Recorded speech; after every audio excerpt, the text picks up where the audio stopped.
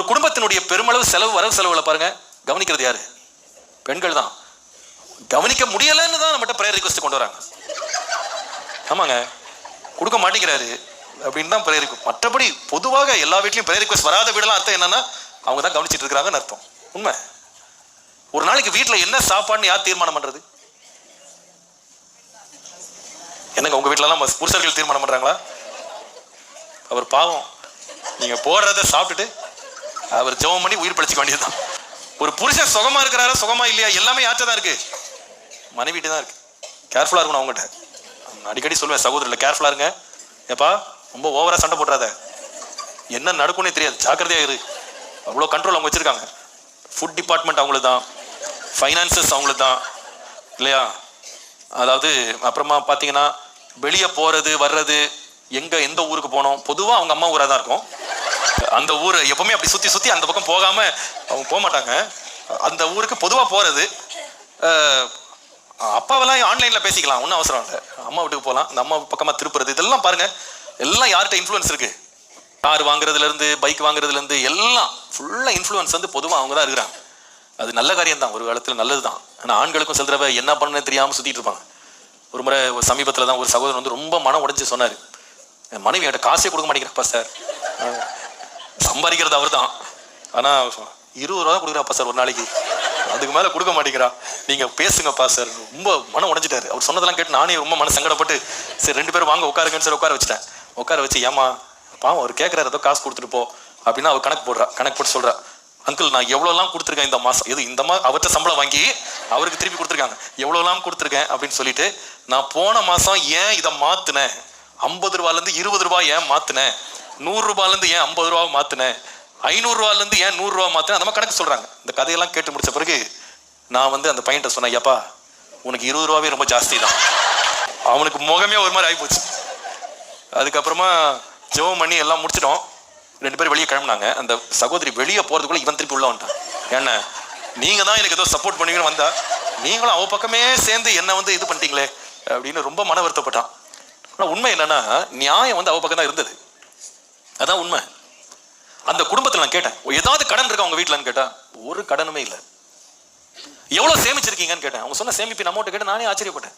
அவர் சொல்லுகிறான், என் பிள்ளைக்காக நான் எவ்வளோ சேர்த்துருக்கேன், காலேஜ் ஃபீஸுக்கு எவ்வளோ சேர்த்துருக்கேன், இதுக்கு எவ்வளோ. ஆனால் சம்பளம் ரொம்ப கம்மி சம்பளம் தான். அவ்வளவு அழகாக தன் வீட்டை அவள் கவனித்துக் கொண்டிருந்தான். அப்போ நான் அவன்கிட்ட சொன்னேன், எப்பா அவளோட போராடாத, உனக்கு நன்மை தான் செஞ்சிருக்கா, இன்னைக்கு இல்லைனாலும் 10 வருஷம் கழிச்சு நீ ரொம்ப அவளை தேங்க் பண்ணுவேன். ஏன்னா அவன் பிள்ளைகளுக்காகலாம் அவன் சேர்த்து வச்சு நன்மை தான்ப்பா செஞ்சிருக்க, அவள் சொல்றபடியே செய், நீ மனம் கசந்துக்கிடாத. அவளுக்கும் சில ஆலோசனைகள் சொல்லி அனுப்புனேன். ஆனால் 1 மாதம் கழித்து திரும்ப அவனை சந்திச்சேன். என்னப்பா எப்படி போகுது வண்டி கேட்டேன். நல்லா இருக்கும் பாச, சமாதானமாக தான் இருக்கும். ஒரு பெண்ணுடைய வார்த்தைகள், அவளுடைய ஆலோசனைகள் ஒரு குடும்பத்தையே நடத்தக்கூடிய திறம் படைத்த ஒரு வார்த்தைன்றதை மறந்துடாதீங்க. நீங்க யோசிச்சு பாருங்க, பிலாத்துவின் மூலமா தான் இயேசு வந்து சிலுவைக்கு ஒப்பு கொடுக்கப்பட்டார் இல்லையா, தேசாதிபதியாக இருந்தான். ஆனா ராத்திரியில் அந்த அம்மா ஒரு செய்தி அனுப்பிச்சிருக்காங்க. யாருக்கு? தேசாதிபதி, ரோம தேசாதிபதிக்கு. ராத்திரியில இந்த நீதிமானை குறித்து ராத்திரியெல்லாம் நான் சொப்பனத்துல ரொம்ப பாடுபட்டேன், அவர் குற்றமில்லாத ஒரு ரத்தம், அவருக்கு எந்த தீங்கு செஞ்சிடாதீங்கன்னு. பாருங்க, இவ்வளவு பெரிய தேசத்தினுடைய தேசாதிபதி இந்த அம்மா சொல்ற பேச்சை கேட்டுட்டு, மினிஸ்டர்லாம் கிடையாது, வீட்டுல இருந்த மினிஸ்டர் தான், அந்த மினிஸ்டர் சொல்றதை கேட்டு காலையில எழுந்து அந்த மனுஷன் தண்ணி எடுத்துட்டு வர சொல்லி கையை கழுவி, இந்த குற்றமில்லாத ரத்தத்திற்கு நான் என்ன செய்ய மாட்டேன், உடன்பட மாட்டேன் அப்படின்னு சொல்லி கை கழுவிட்டு போயிட்டாராம். உங்களுக்கு என்ன வேணுமோ செய்யுங்க, நான் எழுத. இந்த எஃபெக்டை யார் கொண்டு வந்தான்னு கேட்டால் அந்த மனைவி தான். மனைவியினுடைய வார்த்தைகள். கொஞ்சம் யோசிச்சு பாருங்க, நம்முடைய வாழ்க்கையில ஒரு பெண்ணாக, ஒரு சகோதரியாக, மனைவியாக வீட்டில் இருந்து குடும்பத்தை நம்ம எப்படி கைட் பண்றோம்ன்றது ரொம்ப ரொம்ப முக்கியம். அவருடைய ஆலோசனை ரொம்ப ரொம்ப முக்கியம். அவருடைய பேச்சு ரொம்ப முக்கியம்.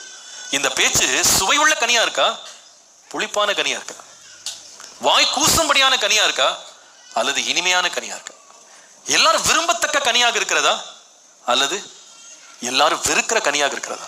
நம்ம எப்படிப்பட்ட வார்த்தைகளை நம்ம வெளியே கொண்டு வர்றோம் யோசிச்சு பாருங்க. நம்ம பேசுகிற பேச்சினால வீட்டுக்குள்ள சமாதானம் வருகிறதா, சண்டை வருகிறதா, கோபம் எழும்புகிறதா, கோபம் அணைக்கப்படுகிறதா? ஆண்டவரே, என் வார்த்தைகளை குறித்து நான் ஜாக்கிரதையா இருக்க எனக்கு கிருபை தாரும். உங்களுடைய ஒவ்வொரு வார்த்தையும் எவ்வளவு விலை உள்ளது என்பதை நீங்க எத்தனை பேர் புரிஞ்சிருக்கீங்கன்னு தெரியல. உங்கள் பிள்ளைகள்கிட்ட நீங்க பேசுற வார்த்தைகள், உங்க பிள்ளைகளுக்கு கொடுக்கிற ஆலோசனைகள், கணவனுக்கு கொடுக்கிற ஆலோசனைகள், புத்திமதிகள், அவளை வழிநடத்துகிற விதங்கள் எவ்வளவு விலை உள்ளது, எவ்வளவு வல்லமை உள்ளது. அது ஒவ்வொன்றும் ருசியுள்ள கனியாய் கர்த்தர் மாற்ற உதவி செய்வாராக. உன்னத பாட்டு 4ஆம் அதிகாரம் 16ஆம் வசனத்துல வாசிக்கிறோம். வாடியை எழும்பு தென்றலே வா, கந்த பிசின்கள் வடியை என் தோட்டத்தில் வீசு, என் நேசர் தம்முடைய தோட்டத்திற்கு வந்து தமது அருமையான கனிகளை, என்ன கனி சொல்லுங்க, அருமையான கனி, அருமையான கனிகளை என் நேசர் புசிப்பாராக. ஆண்டவரே, எங்கள் வாயிலிருந்து வருகிற கனிகள் அருமையான கனிகளா இருக்கட்டும். எத்தனையோ முறை நான் அதை கவனிச்சிருக்கிறேன்.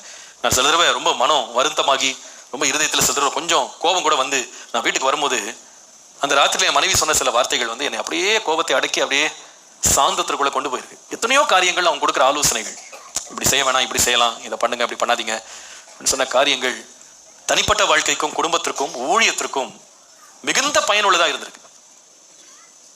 அந்த வார்த்தைகள் வந்து கனி. எத்தனையோ முறை ஒரு ஆண் மகனா நான் இந்த சோதனை இருக்குன்னு நினைக்கிறேன். ஏதாவது உன்னை வாங்கணும் போது நல்லா வாங்கணும், சிறப்பாக வாங்கணும்னு சொல்லி சிலருடைய செலவு பண்றதுக்கு எழும்பும் போது ஒரு மனைவியோட உட்கருத்தான ஆலோசனை இருக்கு பாருங்க, அது வேண்டாம், அது தேவையில்லை, அது அவசியம் இல்லை. அவங்க கண்டிச்சு அவங்க வந்து சில காரியங்களை சொன்னதுனால, கர்த்தர் கிருபையினால 22 வருஷம் திருமண வாழ்க்கையில கடனே இல்லாம கடந்து போக கர்த்தர் உதவி செய்திருக்கிறார். அதான் கிருபை. அந்த வார்த்தைகள் தான், நம்ம கொடுக்கிற வார்த்தைகள், நாம நடத்துகிற விதங்கள் ஒரு குடும்பத்திற்கு ரொம்ப ரொம்ப அவசியம் நான் நினைக்கிறேன். தாயினுடைய ஆலோசனை ஏன் தள்ளக்கூடாதுன்னு போட்டிருக்குன்னா, அப்படிப்பட்ட உட்கருத்தான ஆலோசனை வாயிலிருந்து வெளியே வர முடியும்.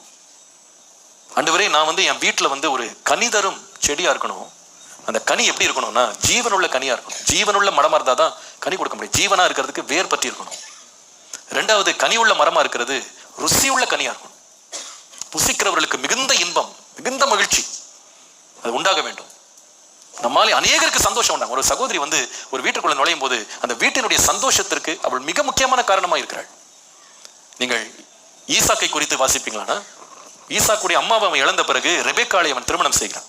வேதம் சொல்கிறது, அந்த ரெபேக்காளை தன் தாயாகிய சாராளுடைய கூடாரத்திற்கு அவளை அழைத்து கொண்டு வந்து தன் தாய்க்காக கொண்டிருந்த துக்கம் நீங்கி என்ன செய்தான், ஆறுதல் அடைந்தான்.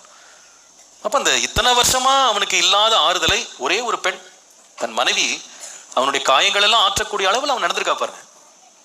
அப்ப எந்த அளவுக்கு ஒரு பெண்ணுக்கு வந்து பவர் இருக்குன்னு பாருங்க. காயங்களை ஆற்றக்கூடிய வார்த்தைகளை ஒரு பெண்ணால பேச முடியும். பயங்களை நீக்க ஒரு பெண்ணால முடியும். ஆலோசனைகளை கொடுக்க ஒரு பெண்ணால் முடியும். கணவனுடைய தவறுகளை சுட்டிக்காட்ட ஒரு பெண்ணால முடியும். வீட்டினுடைய விளக்காக பிரகாசிக்க ஒரு பெண்ணாலே முடியும். அதே வேளையில ஏரோதியாள் போன்ற பெண்கள் தான் யோவானுடைய தலையை கேட்டு வாங்கவும் முடியும்.